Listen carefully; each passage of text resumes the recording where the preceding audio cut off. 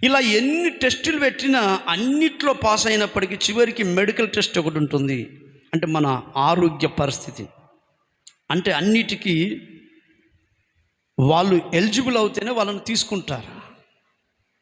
అంటే ఎంత మిలిటరీ వారైనా, ఎంత పోలీస్ అయినా, ఎవరైనా కానీ దేవుని బిడ్డారా, ఆయన కనికరం లేకపోతే నువ్వెన్ని ట్రైనింగ్లకు వెళ్ళినా, ఎక్కడికి వెళ్ళినా కూడా దేవుడి కనికరం లేకపోతే మనకేది రాదు.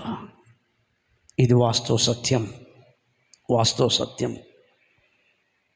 ఈ రోజున గవర్నమెంట్ లోన్ ఇస్తున్నారు కదని ఎంతోమంది ఇల్లు పనులు ప్రారంభిస్తున్నారు. ఇచ్చేది ముఖ్యమంత్రి రేవంత్ రెడ్డి కాదు, దేవుని కనికరం. చప్పట్లు కొట్టండి గట్టిగా. ముఖ్యమంత్రి రేవంత్ రెడ్డికి అయినా ఆలోచన ఇవ్వకపోతే అన్ని పైసలు ఆపిస్తాడు. పాపం మా రమేష్ అన్న లోను అన్న ప్రార్థన చేయండి అన్న, ప్రార్థన చేయండి అన్న, ఎప్పుడు బాధపడుతున్నాడు తనకు లోన్ రావాలని, సబ్సిడీ లోన్ గురించి. దీనికి అంతటి కారణం ఏంటంటే ఒక్కటే, దేవుని కనికరం. కనికరం మనం బ్రతికి ఉండాలన్న కనికరం. ఈరోజు మీ పిల్లలకు ఫీజు కడుతుండంటే అది దేవుని మహా కనికరం. మీ పిల్లలకు ఉచితంగా హాస్టల్లో సీటు దొరికిందంటే అది దేవుని యొక్క మహా కనికరం. అందుకే పరిశుద్ధ గ్రంథంలో ఒక మాట మనం చదువుదాం.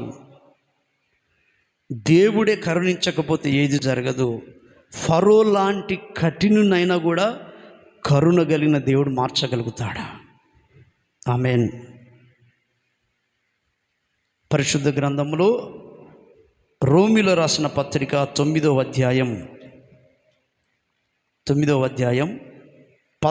వచనం 18వ వచనం, ఈ రెండు చదువుకుందాం. కాగా పొందగోరు వాని వలనైనను, చూడండి, పొందగోరు వాని వలనైనను, ప్రయాసపడు వాని వలనైనను కాదు గాని. చూసారండి, ఒక వ్యక్తి పొందాలనుకుంటాడు, ఉద్యోగం పొందాలి, ఇది పొందాలి, అది పొందాలి, ఎన్నో చేయాలనుకుంటాడు. కానీ పొందగోరు వాని వలనైనను, ఎగ్జామ్ రాసే ప్రయాసపడే వాని వలనైనను ఏది జరగదు. కానీ కరుణించు దేవుని వలనే అగును. 18వ వచనం. కావున ఆయన ఎవరిని కనికరింప. ఈ మాట మీ బైబిల్లో ఎప్పుడు గుర్తుపెట్టుకుంటారు, రాయగలిగిన వారు అందులో రౌండ్ అప్ చేసుకోండి. ఆయన ఎవరిని కనికరించాలని అనుకుంటాడో వారినే ఖచ్చితంగా నా దేవుడు కనికరిస్తాడు. ఆయన కనికరించాలని డిసైడ్ అయిపోతే ఇంకెవడు మార్చలేడు.